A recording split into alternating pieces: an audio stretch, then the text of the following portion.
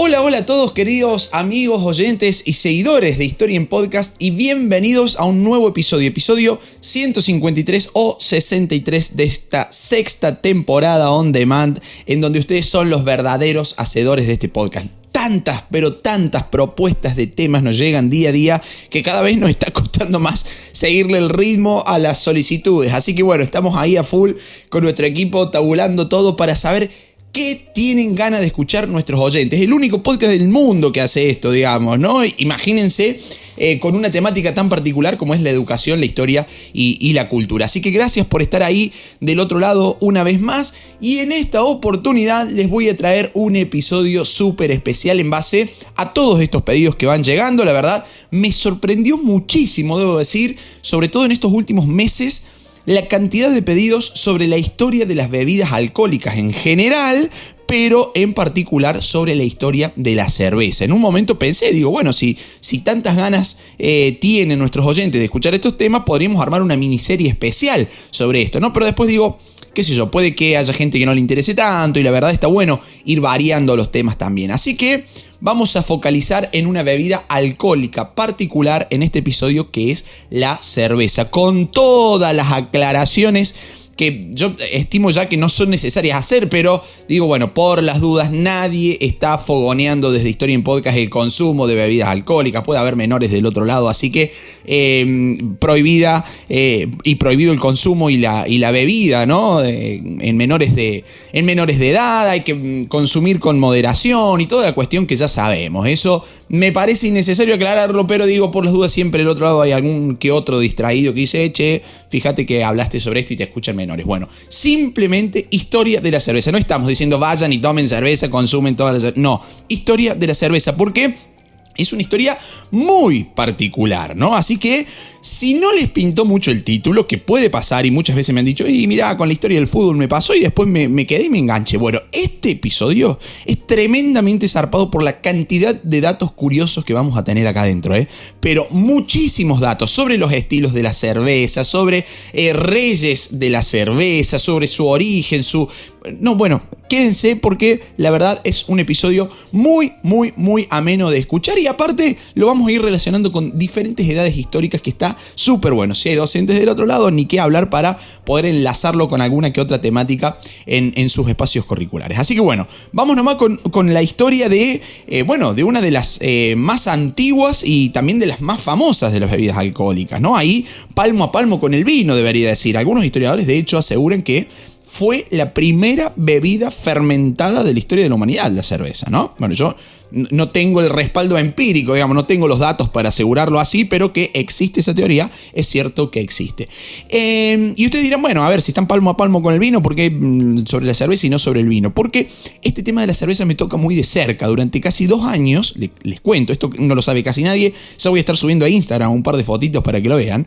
Me dediqué a fabricar cerveza artesanal, mucho antes de hacer Historia en Podcast, ¿no? Claro está. Y ahí aprendí muchísimo, no solo sobre la fabricación, digo, sino sobre la rica historia de la cerveza que trasciende las edades y que emparenta a toda la humanidad, ¿no? Porque la historia no solo de la cerveza, sino también de las bebidas alcohólicas en general, es una parte importantísima de la historia de la humanidad. La relación del hombre, el hombre como raza humana, ¿no?, con este tipo de bebidas también van a ir marcando los tiempos. Y vaya si así ha sido con la cerveza, ¿no? Una bebida alcohólica que, para empezar ya con este episodio, debo decirles que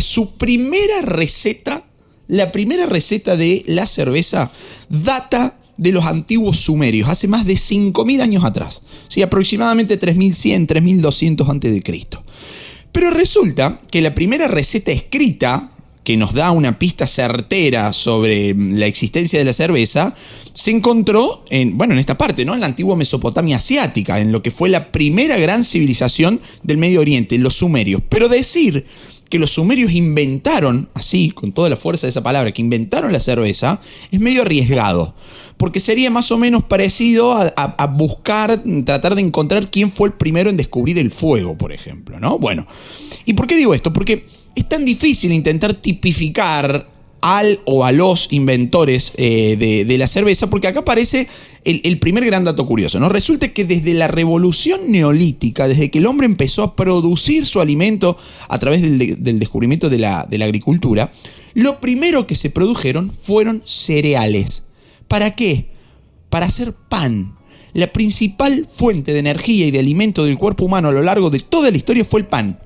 Los cereales fueron el alimento número 1. Hoy, ¿no? Esto valdría hacer un análisis aparte, pero es interesante que durante 5.000, 6.000, 7.000 años de historia vivimos en base a pan, a cereales y harina, y hoy, después de 5, 6, 7.000 años, tenemos una gran cantidad de población mundial siendo celíacos, digamos, siendo alérgicos a lo que, y esto también me toca bastante de cerca, digo, pero siendo alérgicos a aquella fuente de alimento que durante tantos años fue la base de la alimentación humana. Pero bueno, eso es otro tema, simplemente lo menciono al pasar como para tener una idea y que se abra esa puerta también. Ahora, ¿qué sucede con este dato? Que pan y cerveza, ¿sí?, están indisolublemente unidos.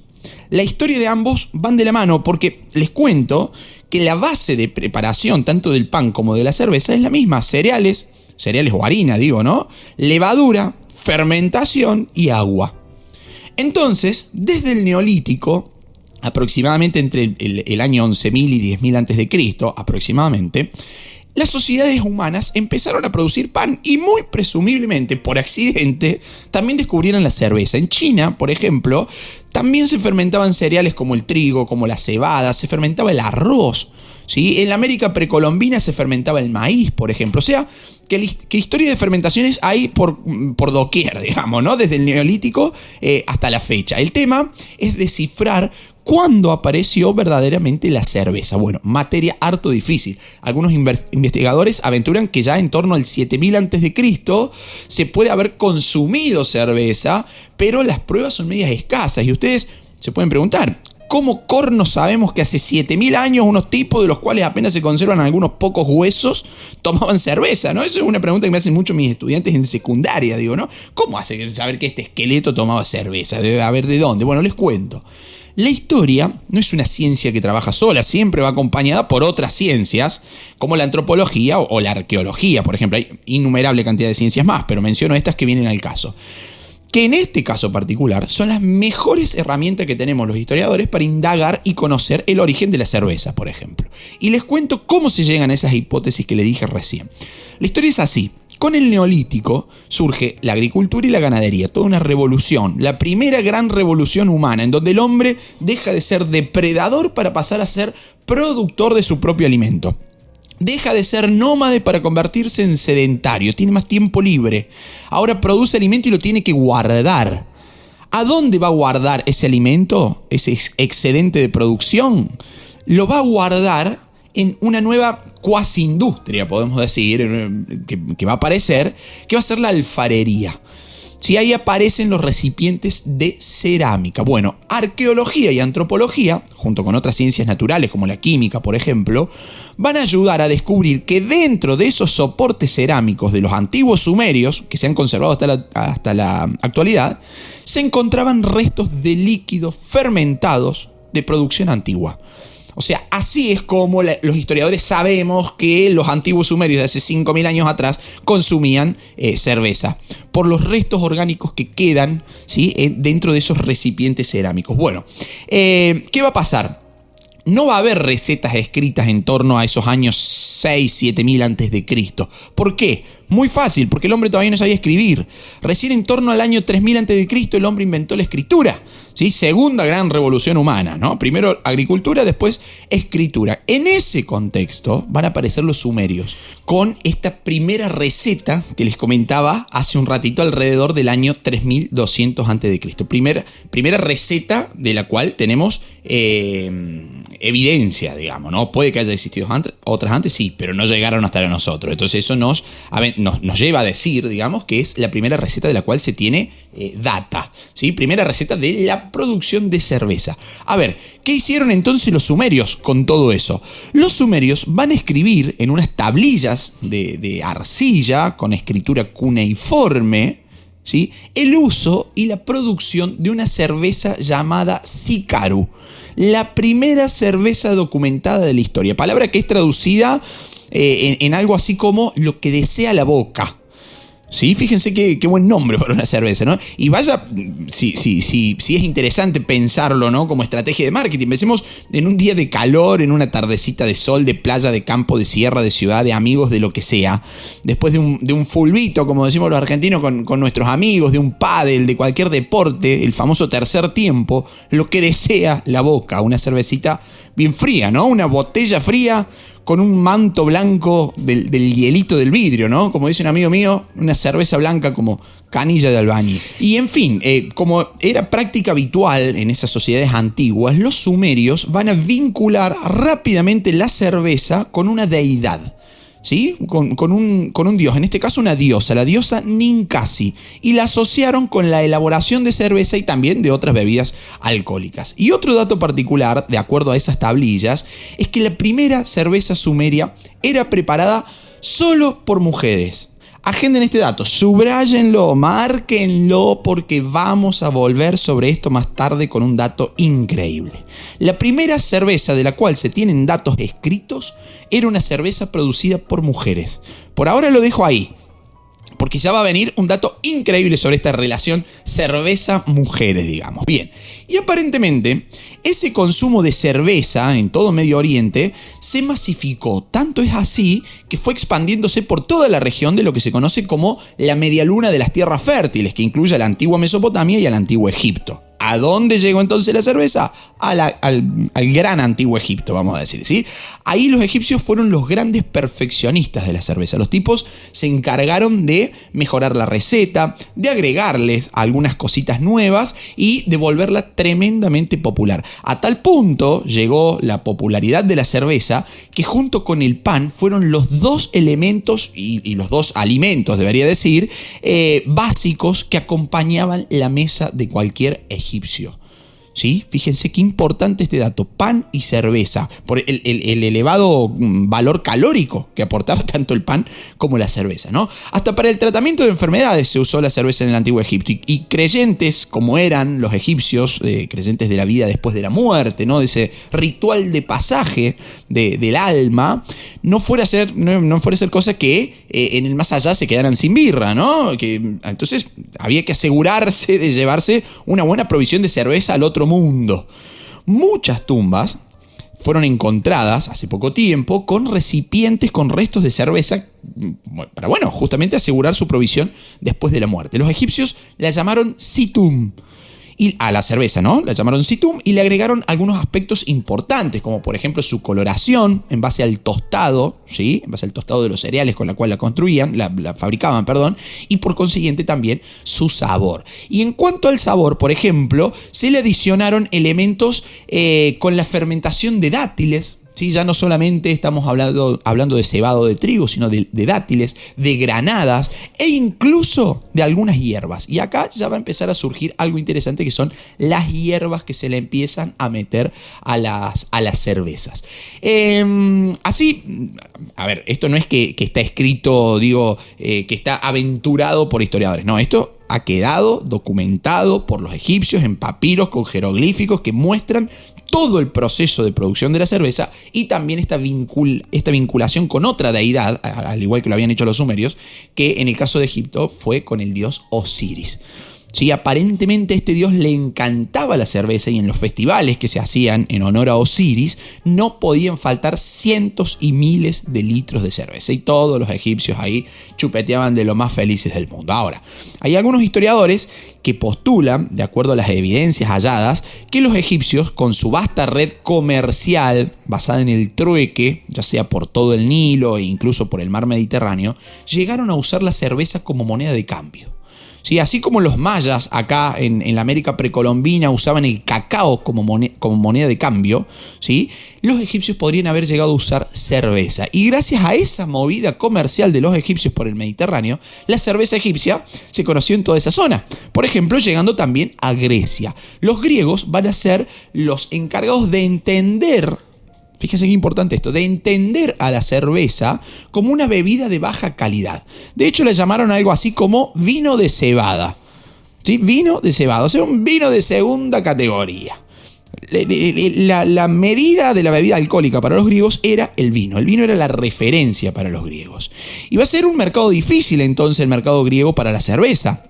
Y todo el contexto griego antiguo, va a ser difícil para la cerveza. Ahí todo lo controlaba el vino y su dios protector, que era Dionisio Baco. Entonces, la cerveza pasó a ser una bebida de las clases más empobrecidas, de sectores subalternos o no privilegiados, que es el término que corresponde, ¿no? Quedando el vino como una bebida distintiva de las clases más altas, de los grupos privilegiados. Esa cerveza griega va a heredar casi todos los pasos de producción que se utilizaban en el antiguo Egipto, que a su vez habían tomado la receta de los sumerios y la habían modificado un poco, ¿no? Y cuando los griegos colonizaron parte del Asia Menor, la cerveza también recaló en esa parte del mundo. Hay tumbas frigias, por ejemplo, que fueron halladas con ánforas con restos de cerveza, en este procedimiento de investigación que les comentaba hace un ratito con ciencias auxiliares de la historia. Algo similar a lo que sucedía en Egipto, con los dioses y con este paso de la vida a la muerte, como les comentaba recién. ¿Qué va a pasar? El gran salto en la historia de la cerveza se iba a dar con la siguiente gran civilización, la gran civilización posterior a los griegos, que van a ser los romanos. Y digo esto por varias razones. Sabido es ya que los romanos fueron grandes copiones, podemos decir, ¿no?, de la cultura griega. Lo digo en el buen sentido de la palabra, no acusándolos, eso está más que claro. Pero, los romanos tomaron modelos griegos y los adaptaron a su mundo. Por eso digo que son grandes copiones, copiaron muchas cosas, emularon muchas cosas de los griegos. Los dioses, por ejemplo, van a ser una clara referencia a esto que estoy diciendo, ¿no? Bueno, con las bebidas pasó lo mismo. Los romanos absorbieron gran parte de la cultura griega y por consiguiente también su devoción por el vino. El vino fue la bebida alcohólica número 1 dentro del Imperio Romano. Y van a considerar a la cerveza como una especie de brebaje, ¿sí?, de poco valor, propio de aquellos sectores más bajos de la sociedad romana e incluso propio de los pueblos bárbaros con los que los romanos estaban en conflicto casi permanente. ¿Pero qué pasó? Porque si los romanos no querían mucho la cerveza, ¿cómo fue que recién dije que esta bebida dio su gran salto con el Imperio Romano? Si los tipos no la querían. Bueno, lo que sucede es que el Imperio Romano ocupó gran parte de Europa Occidental y no todas las personas que vivían entre sus fronteras, esto está más que claro, iban a ser personas de alta alcurnia, por así decirlo, ¿no? Muchos, de hecho la gran mayoría de los romanos que vivían dentro del Imperio Romano, eran sectores plebeyos. Es decir, eran sectores bajos de la pirámide social romana.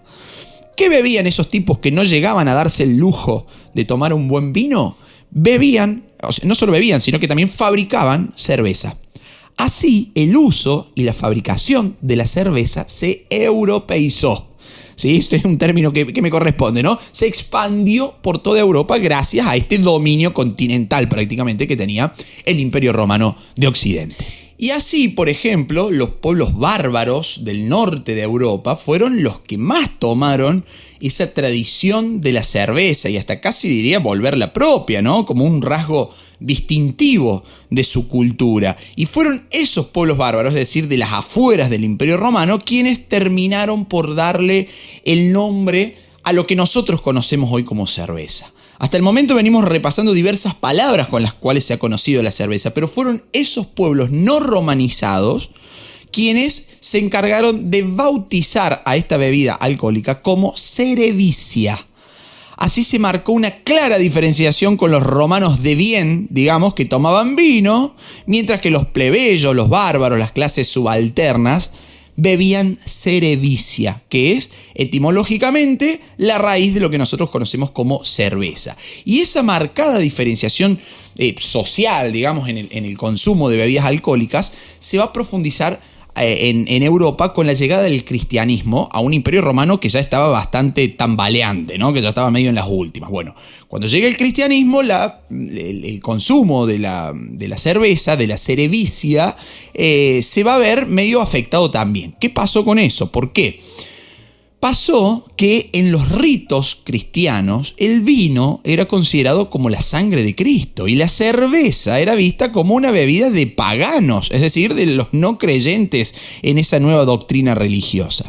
Hubo un historiador llamado Diodoro Sículo que llegó a catalogar a la cerveza como vini corruptus, Es decir, un vino impuro, un vino no sagrado, un vino profano, pagano, propio de aquellos pueblos bárbaros a los cuales había que conquistar y cristianizar, digamos, ¿no? Fíjense qué fuerte esa diferenciación. Algo similar pasaba, por ejemplo, en las Islas Británicas, en donde el Imperio Romano también llegó, pero no marcó a fuego su futuro como sí pasó en el resto de Europa continental, ¿no? Esto está más que claro.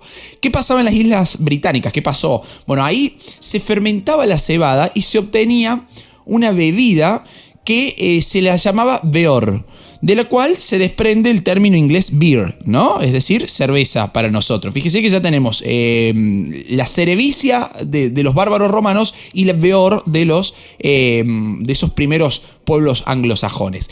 Y ya con la caída del Imperio Romano de Occidente, año 476, sin duda alguna esos pueblos bárbaros, acusados por los romanos de ser grandes bebedores de cerveza, ¿sí?, fueron los que le van a dar el impulso que le faltaba a esta bebida para terminar por asentarse, en todo el norte europeo, en donde la cerveza va a encontrar un entorno, un contexto mucho más favorable para su desarrollo y también para su perfeccionamiento. Y esto es importante. Si ustedes son, seguidores asiduos de Historia en Podcast, sabrán que el primer gran intento por articular una unidad política en Europa después de la caída del Imperio Romano fue el intento de Carlomagno, ¿sí?, que ya lo hemos tratado aquí, que buscó crear un nuevo imperio, el Imperio Franco, luego devenido tras su muerte y convertido en Sacro Imperio Romano Germánico, del cual hablamos hace muy poquito tiempo, dos temas que ya están en la 6ª temporada de Historia en Podcast. Bueno, fue entonces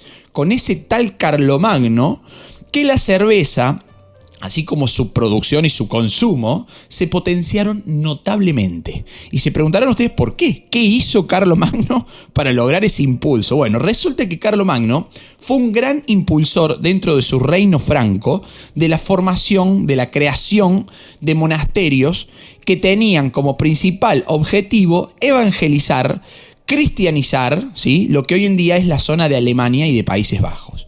Y ok, se pueden preguntar ustedes ahora de nuevo, ¿qué tienen que ver los monasterios cristianos con la cerveza? Si los cristianos del Imperio Romano odiaban el consumo de cerveza y preferían el vino, ¿por qué ahora los vinculamos? Bueno, esos monasterios medievales, además de ser centros de evangelización y de cristianización, se convirtieron poco a poco en lugares en donde se desarrollaba el escaso conocimiento científico que se impulsó durante la Edad Media. Los monjes, por ejemplo, además de ser grandes eruditos en muchas materias, comenzaron a cocinar cerveza, a producir cerveza de manera artesanal, claro está. Y empezaron a meter manos en las recetas que llegaban a ellos. Y así van a ir desarrollando recetas propias, nuevas combinaciones de sabores, de aromas, de tonalidades, etcétera, etcétera, etcétera. Y poco a poco la cerveza se empezó a convertir en una buena alternativa al agua. La cerveza en la Edad Media se convirtió en una buena alternativa al agua. ¿Por qué digo esto? Porque la gente prefería beber cerveza y no agua. Ahora, ¿qué hay detrás de eso? Porque el agua en esos reinos medievales generalmente era un agua sumamente contaminada, ya sea por animales muertos, por heces humanas o heces animales también, y conseguir agua pura para el consumo no era una tarea fácil. Y ustedes dirán, todo bien, pero la cerveza se hacía con esa misma agua. Sí, es cierto, pero llevaba un proceso de hervor del agua, de macerado de la malta y posteriormente de cocción del mosto. O sea, un triple proceso a altísimas temperaturas que, para decirlo de alguna forma, volvía un poquito más seguro ese líquido que se estaba bebiendo. Y además, como consecuencia de la gran producción rural que existió durante el feudalismo medieval, van a ir apareciendo nuevos elementos constitutivos de esa cerveza medieval. Hoy en día, por ejemplo, el ingrediente encargado de darle el amargor típico a la cerveza, ese aroma tan especial también, es el lúpulo. Pero el uso del lúpulo fue reciente en la historia de esta bebida. Antes existía una cerveza sin lúpulo. Yo les aseguro que si hoy tuviéramos la posibilidad de probar una cerevisia romana o una cerveza medieval, muy lejos estaríamos de identificarla como cerveza o al menos por lo que nosotros conocemos como cerveza.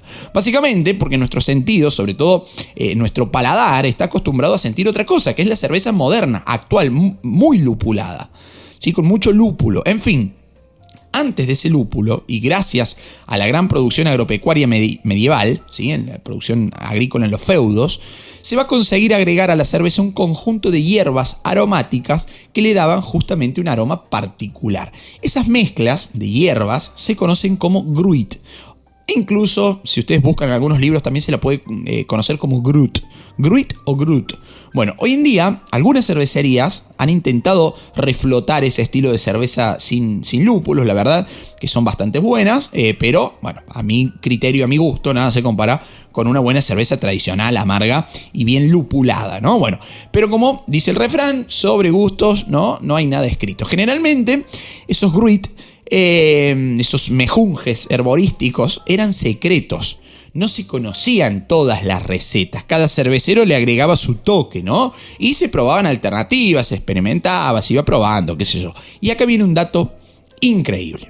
Prepárense porque esto tiene que ser furor en redes sociales, en todos lados. Dato tremendamente zarpado. Yo les dije hace un ratito que prestaran atención a un punto particular de la historia de la cerveza que vinculaba a las mujeres con la producción de cerveza. Y les dije un par de episodios atrás, cuando hablamos de los miedos en la Edad Media, que había un miedo particular, que era el miedo a la bruja, ¿no? ¿Se acuerdan? Bueno, si no lo escucharon ese episodio, se los recomiendo.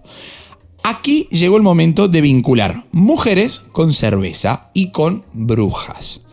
Hagamos este ejercicio. Piensen en una bruja. Cierren los ojos un segundo, imagínenla. Yo les pregunto, ¿cómo lo imaginan? Ustedes, bueno, no me van a poder responder en vivo, pero después me pueden decir, sí, la imaginé tal cual o no. La verdad no, fui para otro lado. Pero seguramente muchos de ustedes pueden pensar en una mujer, algo mayor quizás, con un gran sombrero puntiagudo, con un caldero humeante ahí sobre el fuego, rodeada de gatos, ¿no? Bueno, resulta que esa imagen estereotípica de las brujas que casi todos tenemos en nuestra cabeza es en realidad la imagen propia de las mujeres medievales que se dedicaban a la fabricación y a la venta de cerveza. ¡Pum! Datazo. Resulta que, les cuento la historia completa para que digan, este está inventando, ¿no? Googleenlo si quieren, que esto está documentado. Resulta que parece ser que estas mujeres competían contra los monasterios, competían contra los monjes, contra los hombres que producían y vendían cerveza, y se habían vuelto una competencia. Entonces se empezó a tejer la idea de que eran mujeres asociadas a lo diabólico. Por eso la presencia de los gatos en torno suyo, ¿no? Los gatos eran animales muy vinculados con lo satánico. Estas mujeres preparaban unos... Se empezó a correr la bolilla. Digo que estas mujeres preparaban unos brebajes secretos para embrujar y para endiablar a quienes fueran a beberlos, ¿no? Y que en sus sombreros se escondían los más misteriosos secretos que podían tener. Bueno, la realidad parece estar bastante lejos de esa imagen. Aparentemente estas brujas, así entre comillas, estas mujeres medievales, eran mujeres que producían cerveza y que competían contra los monjes, contra los monasterios y hasta incluso contra los dueños de las tabernas, los taberneros. ¿Qué hacían las mujeres? Iban al bosque, que ya sabemos que era un lugar oscuro de miedos, a buscar hierbas para mezclar con su cerveza. Porque hemos dicho que eso era justamente el gruit, hierbas para aromatizar la cerveza. ¿Dónde encontrarla sino en el bosque? En los calderos cocinaban su cerveza, por eso el humo que imaginamos en esas enormes cacerolas chorreantes de líquido medio amarillento. ¿Le suena un líquido medio amarillento? Bueno, y en los sombreros, los sombreros, mejor dicho, parecen que fueron un símbolo para que estas mujeres fueran reconocidas en los pequeños mercados y tiendas medievales como las mujeres encargadas de vender cerveza. No eran cualquier mujer, eran las mujeres cerveceras. Y se preguntarán ustedes, ok, está buena la teoría, pero ¿y los gatos? ¿Por qué estas brujas tenían gatos? Bueno, ok, yo les pregunto a ustedes ahora, ¿cuál es el elemento principal de la cerveza además del agua? ¿Sí? La cebada malteada. Ok, o el trigo en su defecto, ¿sí? Son granos, son cereales que la mayoría de las veces atraían cualquier cantidad de roedores, de ratas. Pensemos en la Europa medieval, las enfermedades producidas por ratas y ratones, una locura, había cualquier cantidad de ratas y ratones. Bueno, los granos eran un atractivo para las ratas. Al no existir los raticidas todavía, la única barrera para impedir que las ratas se comieran los granos de cebado trigo con los cuales se iba a hacer la cerveza, eran los gatos, los cazarratones. ¿Se entiende? Es una locura pensar que lo que toda la vida vimos como brujas pueden llegar a haber sido en realidad mujeres maestras cerveceras medievales, ¿no? Interesante, por eso las persiguieron, por eso se tuvieron que recluir en los bosques, en las afueras de las ciudades. Así, una vez las brujas perseguidas, acusadas, condenadas, los taberneros, los monjes, los grandes monasterios van a acusar a esas mujeres de brujería, y en una sociedad sumamente supersticiosa y manejada, controlada por el pensamiento católico, el rumor de que ellas preparaban pócimas para envenenar personas, niños y no sé cuántas cosas más, corrió como fuego por la pólvora. Rápidamente se expandió esa visión y se llegaron a desarrollar cacerías de brujas directamente, ¿no? ¿Quiénes se van a beneficiar con todo esto? Los que se van a adueñar de su clientela cervecera. ¿Sí? Cosas de locos. Realmente increíble pensar esta teoría. Yo cuando la leí por primera vez me voló la cabeza, por eso lo advertí en su momento cuando hablamos de miedos en la Edad Media, y ahora digo, bueno, acá sí o sí la tenemos que traer sobre la mesa. Si les ha gustado este dato, háganmelo saber aquí en los comentarios de este episodio, si me escuchan desde Spotify o en redes, compartan el episodio, así llega más gente y de a poco vamos contagiando esta pasión por la historia, ¿no? Que es un contagio bueno, positivo, que ha llegado para quedarse y de lo cual estoy más que agradecido a todos ustedes que están ahí del otro lado bancando el podcast. Ahora, volviendo a la historia de la cerveza en sí, dejamos la línea cronológica aproximadamente en Carlomagno y sus tiempos, ¿no? Pero si nos adelantamos un poquito en la historia, si llegamos al Sacro Imperio Romano Germánico, encontramos ahí a Otón II.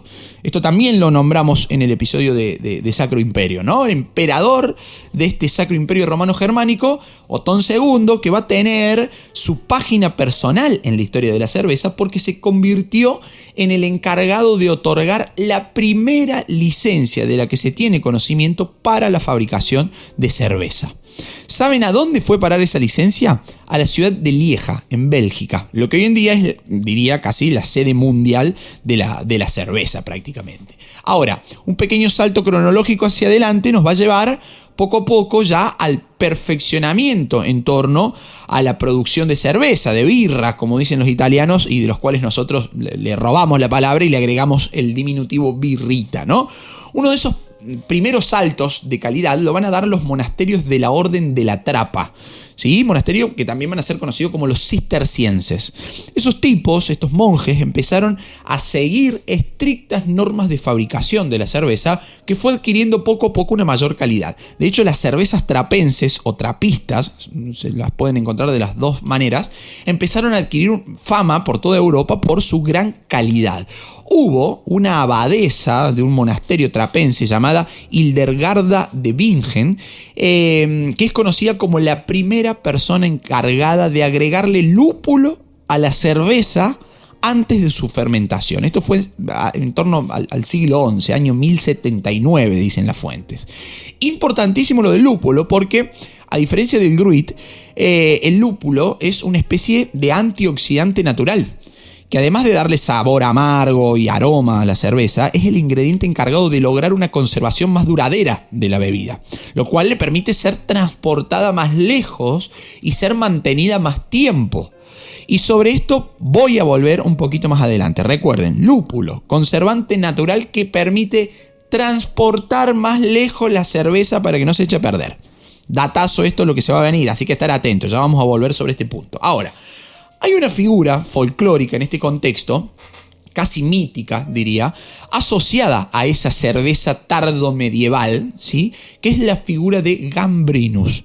Se preguntarán ustedes, ¿quién corno fue Gambrinus? Bueno, aparentemente este Gambrinus fue conocido como el rey de la cerveza. Obviamente un personaje, ficticio, pero con algunas relaciones con el mundo real de esa tardía Edad Media. A Gambrinus se lo describe algunas veces como un rey, otras veces como un duque, como un conde de Flandes, de una región muy importante de Europa. Se lo confunde también o se lo vincula con un santo patrono, pero bueno, aparentemente nada de eso es cierto. Aparentemente, según la leyenda, Gambrinus era un aprendiz de vidriero, ¿sí? Que vivía en Bélgica y que estaba muy enamorado de una muchachita llamada Flandrine. Pero ¿qué pasa? Flandrin no le daba ni la hora, no le daba bolilla, a ver, ¿cómo se haría? Sí, no estaba enamorada de Gambrinus, esa era la historia. Gambrinus muy enamorada de Flandrin, pero Flandrin estaba en otra completamente. La cuestión es que Gambrinus se intenta suicidar y justo ahí, en ese momento, aparece el diablo. Fíjense lo fuerte las vinculaciones, ¿no? Y el diablo que le pide que le venda su alma. A cambio, ¿sí?, si Flandrine no lo consentía en su amorío, el diablo se comprometía a darle el secreto a Gambrinus para fabricar la mejor cerveza de la que se haya tenido evidencia. Y así fue. La mina no le dio cabida a Gambrinus, ¿sí? Flandrine no, dijo, no me gustás, estoy en otra, no sé qué. Y Gambrinus empezó a fabricar una cerveza realmente magnífica, que lo hacía olvidar el dolor amoroso o el desamor de Flandrin. Y el tipo se convirtió en el rey de la cerveza. Bueno, obviamente es una historia ficticia, ¿sí? Pero bueno, si hablamos de historia de la cerveza no podemos pasar por alto a Gambrinus. Pero lo interesante es que algunos historiadores vinculan a Gambrinus con dos posibles figuras reales. La primera es Jan Primus de Brabante, que por su nombre amontonado, digamos, si unimos Jan Primus, ¿sí?, queda Jan Primus y parece en su dicción a Gambrinus, ¿no? Puede llegar a parecer un poco, digamos. Lo cual fomentó, el Jan Primus de Brabante fue el encargado de fomentar el cultivo de cebada en la zona de Flandes y en la zona de Países Bajos, con el objetivo de paliar el hambre. O sea, sí, el tipo estaba viviendo una hambruna y dijo, vamos a sembrar cebada. Y de paso, con el excedente hacemos una birra realmente increíble. A tal punto que otorgó este Jan Primus de Brabante, que realmente existió y que algunos lo vincula con Gambrinus, va a otorgar licencias para la elaboración y para la comercialización de cervezas en Bruselas, llegando a formar parte como miembro honorario del gremio de los cerveceros, esos famosos gremios medievales. Bueno, otro personaje real que es vinculado con la leyenda de Gambrinus es un tal Juan Sin Miedo, un duque de Borgoña, zona cervecera también, el cual fue el encargado de aprobar el cultivo masivo del lúpulo en toda su región, que al final terminó sustituyendo al Gruit. Fíjense, todos datos importantes, más allá de la leyenda, datos de estos personajes reales que poco a poco fueron convirtiendo la producción de cerveza en algo serio, en algo pensado y sobre todo en algo comerciable. Tal es así que para el año 1516 el duque Guillermo IV de Orange reglamentó la ley de la pureza en la fabricación de cerveza. ¿Qué quería hacer Guillermo? El tipo buscaba en cierta forma estandarizar la producción de cerveza con el uso obligatorio de cebada malteada, de agua, de lúpulo y de levadura. Es decir, la receta cervecera que persiste hasta hoy en día. Esto sucedió en Baviera, ¿sí?, por lo cual se conoce también esta ley como la ley de pureza bávara. Y debido al gran potencial calórico que aporta la cerveza, su expansión por toda Europa en época de miserias, de hambre, fue clave, porque resulta que con la misma cantidad de cereal, ¿sí?, se puede hacer mucha más cerveza que pan.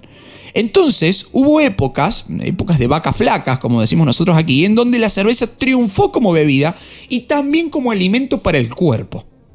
Y si nos ponemos un poquito más poéticos, también un alimento para el alma. Fíjense lo que le pasó a Gambrinus, por ejemplo. Ojo, con esto no estoy diciendo tomen cerveza, todo lo que quieran. Beber con moderación, prohibido el consumo y la venta en menores de 18 años. Está más que claro, lo dije al comienzo del episodio. No me meto en esa, pero para algún distraído que puede estar por ahí. Bueno, así la cerveza ya se había expandido por todo el mundo, ¿no? Porque, ¿qué pasa? La expansión, la colonización europea, había llevado su cerveza a todos los rincones del planeta, lo cual trae aparejado un problema.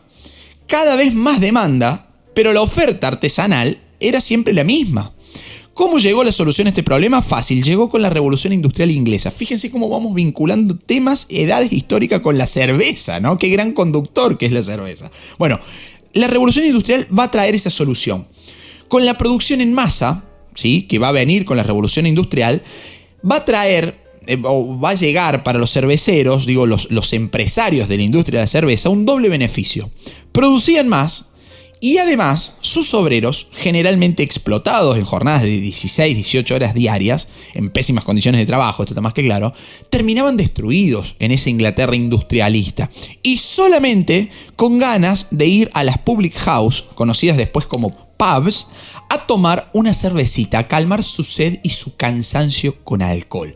Así, por ejemplo, para los trabajadores de los puertos ingleses que llevaban objetos desde los barcos a las puertas de coches o de casas de sus patrones, los famosos porteadores, surgió para ellos un estilo de cerveza nuevo, la cerveza porter. Más cremosa, más acaramelada, de más cuerpo, y se la llamó así justamente porque era para esos porteadores que venían cansados después de sus largas jornadas de trabajo. Pero la porter no será la única cerveza que apareció. Hasta el momento, el estilo ale, que se escribe ale, ¿sí? Ale, que nos refiere a un proceso de fermentación alta, es decir, la cerveza fermentaba en la parte de arriba del fermentador. Ese estilo de cerveza eran las más populares. Pero en el siglo XVI, por una prohibición en la fabricación de cerveza dada por Alberto V de Wittelsbach, duque de Baviera también, prohibición que abarcaba los meses entre abril y septiembre, ¿sí?, llevó a que algunos monjes de esa zona, en los monasterios estamos hablando, durante esos meses de verano, metieran sus cervezas en los sótanos de los monasterios, enfriando incluso sus fermentadores con hielos, logrando una fermentación baja, es decir, en el fondo del recipiente. Estamos hablando de la zona de Baviera, en donde se hablaba una especie de una lengua antecesora al alemán, digamos, ¿no? Fue ahí, entonces, cuando surgió una nueva denominación para ese tipo de fermentación baja, que se lograba almacenando o guardando la cerveza en un lugar bastante frío.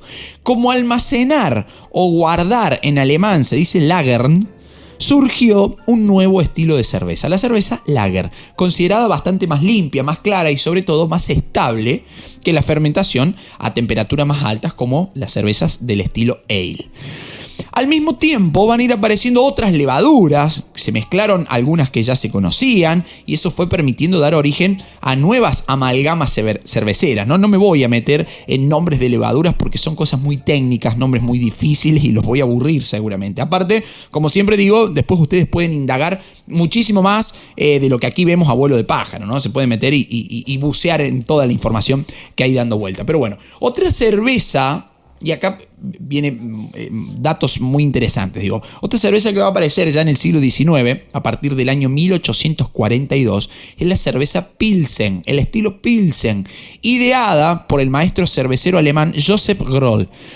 Groll va a ser el encargado de crear en la ciudad de Pilsen, en la región de Bohemia, esos momentos dentro del Imperio Austrohúngaro, pero ahora parte de República Checa, va a crear Groll una cooperativa de cerveceros para formar una cerveza que disputara el dominio del mercado frente a lo que era el estilo ale o el estilo lager, ¿sí? Fundamentalmente el lager, que era el que más se consumía en esa zona. Bueno, Groll, para jugar con la temperatura de la fermentación y del malteado, llegó a poner una fábrica de cerveza dentro de una mina de sal, fundando así una cervecería que se llamó Polsenski Prasdrog, hoy conocida como Pilsner Urquell. ¿Qué va a obtener ahí como resultado este Josef Groll, este maestro cervecero? Obtuvo como resultado una cerveza dorada, casi traslúcida, mucho menos turbia que las que había hasta ese momento en el mercado y también bastante más amarga. Pero acá aparece algo importante en la historia de la cerveza. Zona de Baviera, ciudad de Múnich, año 1810. ¿Qué pasó en ese lugar en ese año? Se casaron el príncipe heredero, Luis de Baviera con la princesa Teresa de Sajonia. ¿Qué hicieron los tipos? Hicieron un fiestón terrible que duró varios días, entre el 12 y el 17 de octubre de 1810. Octubre, Múnich. ¿Les suena la referencia? Estimo que sí. Ahí nació el Oktoberfest, que va a tener tanto éxito que se va a seguir festejando hasta la actualidad, ¿no? Incluso aquí en mi provincia de Córdoba, en la ciudad de Villa General Belgrano, tenemos también el Oktoberfest. Villa General Belgrano y toda esta parte de las serranías cordobesas, lugar en donde se asentaron mucha comunidad alemana, digamos, ¿no? Entonces, bueno, el Oktoberfest más grande de Argentina lo tenemos aquí en Villa General Belgrano, ¿no? Un planazo para ir a disfrutar de las mejores cervezas. Bueno, ¿qué pasa? Tras el éxito de esa primera celebración en 1810, el festival se popularizó y, como vemos, trascendió fronteras y edades y tiempos, ¿no? Y años, si se quiere. Y si hablamos de la historia de la cerveza, ya para ir buscando el final de este episodio, no podemos pasar por alto uno de los estilos más famosos del mundo. Amado y odiado, debo decir, en igual medida, pero que en mi caso particular es mi preferido. Vamos a ver si macheamos con alguien del otro lado, a ver si coinciden conmigo. Estoy hablando de la cerveza IPA, cuya principal característica es el intenso amargor que posee. Por eso algunos las amamos a las cervezas IPA y otros la notan directamente intomable, ¿no? Bueno, la cerveza IPA, siglas, IPA es una sigla en realidad que significa Indian Pale Ale, tiene una raíz histórica muy, muy grande. Esto lo he trabajado muchas veces con mis estudiantes en secundaria y la verdad, bueno, parece así como un datazo. Así que tomen nota, porque después de los datazos sobre las brujas y la cerveza, este es el otro gran dato del episodio. Yo les dije hace un rato que se acordaran de la importancia del lúpulo, que permitía conservar la cerveza por más tiempo, permitía transportarla más lejos sin que se echara a perder. Bueno, la cerveza IPA nace ahí, en el contexto de un proceso histórico conocido como imperialismo, en donde los grandes imperios europeos van a salir a buscar mercados de consumo nuevos por todo el mundo. Estamos hablando segunda mitad del siglo XIX, desde 1860, 70, 50, dirán algunos, en adelante. Así, grandes continentes como Asia, África, van a ser conquistados, colonizados por esos imperios europeos. Bueno, en el caso inglés, que son los protagonistas del imperialismo primero y de esta historia de la IPA después, los tipos llegaron a cada rincón del planeta, pero hicieron un fuerte hincapié en la India. Hacia ahí debían transportar cerveza, desde las Islas Británicas hasta la India, que debido a lo largo y lo extenso del viaje, que se podía extender incluso por más de 6 meses, generalmente siempre la birra llegaba a la India en mal estado. Entonces, ¿qué hicieron los tipos?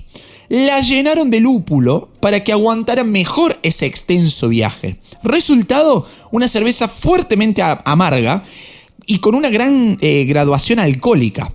Y como su destino era la India, la denominaron Indian Pale Ale. ¿Sí? Fíjense, ahí nace la IPA. Vinculamos un estilo de cerveza con una época que es el imperialismo, con esta característica propia de las IPA, que es su gran graduación alcohólica primero y de IBUs. Los IBUs son las medidas, las unidades de medida que valoran el amargor de una cerveza. Si ustedes ven una latita de cerveza y leen que dice IBU, eso es el índice de amargor. Mientras más alto sea el índice, quiere decir que más lúpulo tiene esa cerveza, que más amarga es. Bueno, nace en este contexto para que la cerveza llegara en buen estado después de un viaje por alta mar durante 6 meses desde las Islas Británicas hasta la India. Y esto va a llevar, por ejemplo, a que los asiáticos quedaran encantados con esa cerveza y se considera este estilo como el germen de las primeras cervecerías en Asia. Fíjense el punto de partida. Ya en los 70 y en los 80 del siglo pasado, es decir, entre 1970 y 1980, los estadounidenses van a reconvertir esas IPA británicas con nuevos lúpulos, con lúpulos propios de Norteamérica, bastante más agresivos, más cítricos también, y van a nacer ahí las cervezas APA, es decir, las American Pale Ale. Pero bueno, como vemos, desde el siglo XVIII y XIX, la profesionalización técnica y científica también va a ayudar muchísimo a la producción de cerveza. Se estudió la fermentación de levaduras, se controló el frío en las cámaras especiales, va a aparecer Louis Pasteur al medio con su proceso de pasteurización, que además va a estudiar también Pasteur la levadura lager y va a descubrir particularmente el hongo que participa en la fermentación de la cerveza. Muy, muy importante lo que hizo Pasteur en el proceso de fermentación y en la industria de la cerveza. Así, analizar la evolución del azúcar en el alcohol durante la fermentación fue mucho más preciso. Ya a partir de entonces los maestros cerveceros pudieron crear cervezas de diferentes tipos y por sobre todo de mayor calidad. Ya con la microbiología ni hablar, ¿no? La ciencia se va a meter de lleno en la producción de cerveza.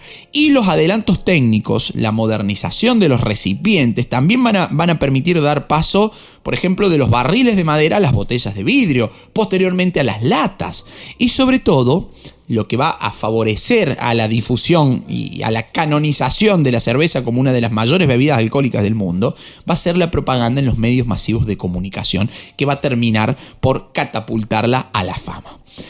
Bien amigos, hasta aquí el episodio de hoy. Si ha sido de su agrado, me dejan por favor el comentario aquí al pie de este episodio.